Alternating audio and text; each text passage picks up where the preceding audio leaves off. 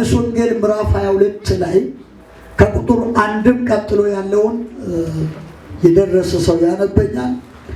በዛችም ሌሊት ምንም አልጠመዱም። ስንጠመዱ በዛች ሌሊት ምንም አልጠመዱም። 4 ላይ ምንድን ነው? በነጋውም ጊዜ ኢየሱስ በባህር ዳር ቆሞ ለደቀ መዛሙርቱ ግን ኢየሱስ መሆኑን አላወቁም። ኢየሱስ በነጋው ጊዜ በባህር ዳር ቆሞ እነሱ ግን ኢየሱስ መሆኑን አላወቁም። 7 ቁጥር ላይ ኢየሱስ ይወዳው የነበረው ደቀ መዛሙር ጴጥሮስን ጌታ እኮ ነው አለው። ስለዚህ ስምዖን ጴጥሮስ ጌታ መሆኑን በሰማ ጊዜ ራቁቱን ነበረና ልብሱን ታጥቆ ወደ ባሕር ራሱን ጣለ። ኢየሱስ ያድናል። ዛሬ አንድ ነገር ላለው ደግመኛ ኢየሱስ ይገለጣል። ደግም ኢየሱስ ይገለጣል። በአንቺ ጉዳይ፣ በአንተ ጉዳይ፣ እብ ባለው ጉዳይ ደግመኛ ኢየሱስ ይገለጣል። ጩና ኢየሱስ ይገለጣል በሉሴ። እንደገና ጨምሮ ኢየሱስ ይገለጣል በሉሴ። ስለዚህ በዚህ ቦታ ላይ እየተናገርኩት ያለው ምንድን ነው?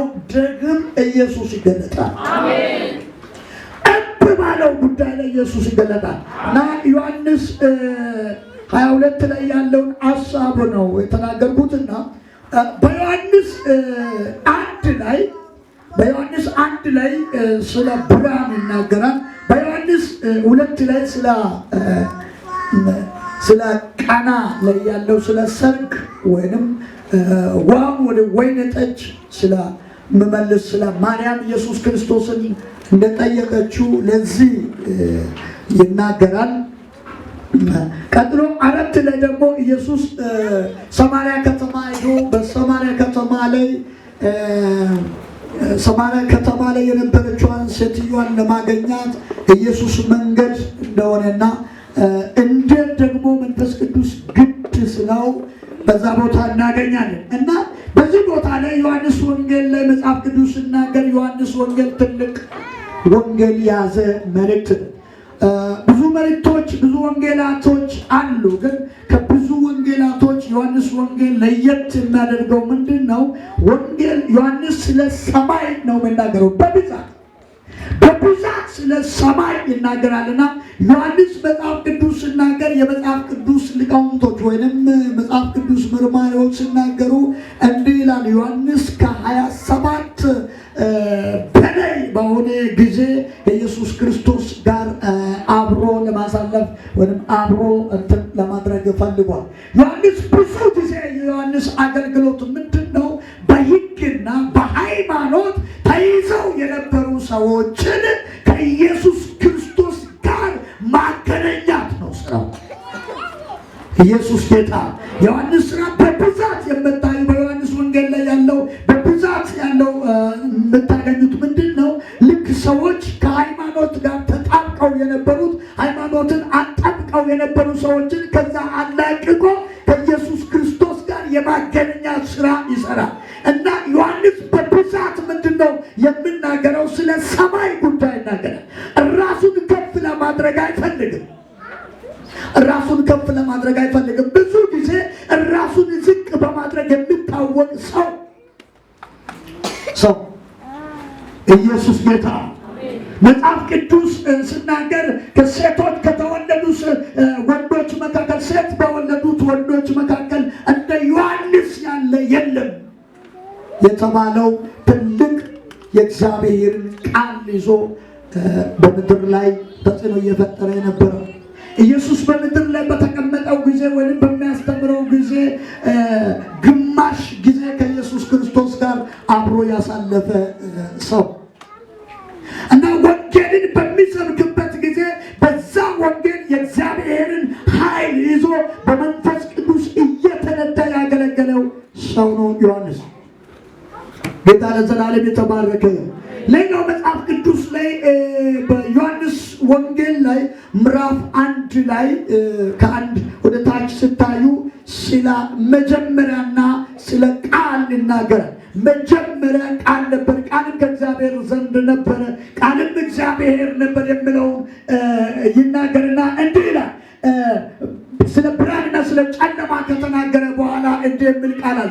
ጨለማው አላሸነፈውም ብሎ ስለ ጨለማ ስለ ክርስቶስ ድል ይናገራል። ኢየሱስ ጌታ። ጨለማውም አላሸነፈውም ይላል። ይህ ጨለማውን አላሸነፈውም ያለው ኢየሱስ ክርስቶስ በጨለማ ላይ ብርሃን ይዞ መጥቶ እንዳሸነፈ ነው የምናገር። ኢየሱስ ድል እንዳገኘ ዓለም እንዳላሸነፈው መኖር ማጣት እንዳላሸነፈው ዮሐንስ በደንብ አድርጎ ይናገራል። ክብር ለጌታ። ብዙ ጊዜ በዘፍጥረት ውስጥ ያለው ዘፍጥረት 1 እና ዮሐንስ 1 ላይ ያለው ቃል በዘፍጥረት 1 መጀመሪያ እያለ ይጀምራል። ዮሐንስ ላይም ደግሞ መጀመሪያ እያለ የሚጀምር ቃል አለ።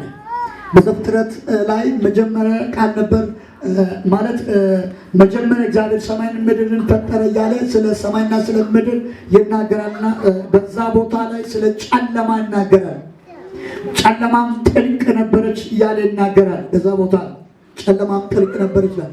ይሄ ስለ ፍጥረታት በፍጥረታት ላይ ያለው አንድነት ወይም ውስብስብ በሆነ ሁኔታዎች እንዳሉ ይናገራል። ይሄ ግን በዚህ ቦታ ላይ ቀጥታ ዮሐንስ የተናገረው ቀጥታ ስለ ኢየሱስ ክርስቶስ ነው የተናገረው።